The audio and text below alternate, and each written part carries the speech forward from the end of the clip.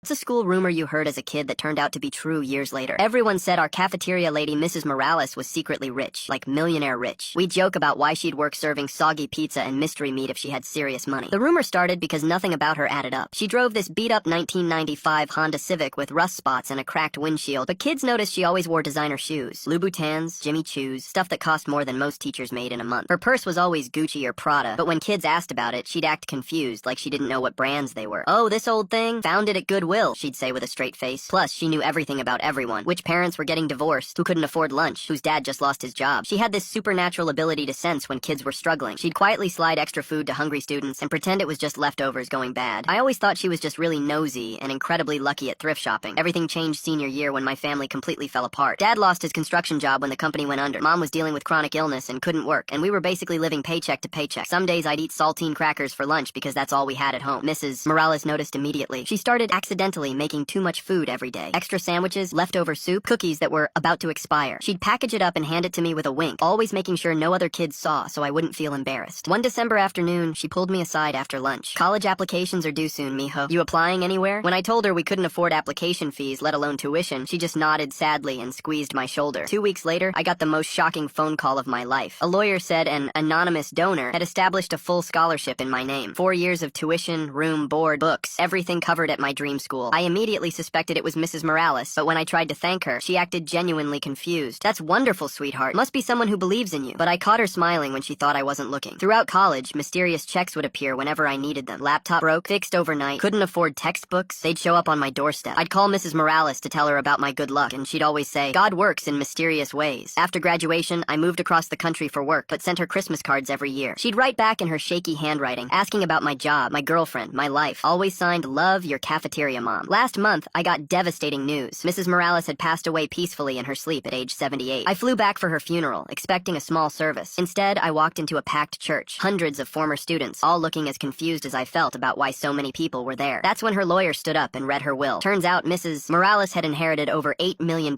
when her wealthy husband died 20 years earlier. She could have lived anywhere, done anything, but she chose to keep working in our school cafeteria because she genuinely loved taking care of kids. The lawyer then read a list of students she'd secretly put through college over the past 2 decades. 47 names total. Mine was the very first one on that list. Through tears, he explained that she'd been quietly paying for everything. Tuition, living expenses, emergency funds, for dozens of kids whose families couldn't afford higher education. She made the lawyer promise to keep it secret until after she died because she never wanted gratitude or recognition. She just wanted to make sure no kids' dreams died because of money. I still have her last Christmas card. It says, "So proud of the man you've become. Love, your cafeteria mom." Now I know why her shoes were always so expensive. When you're secretly changing hundreds of lives, you might as well walk in style.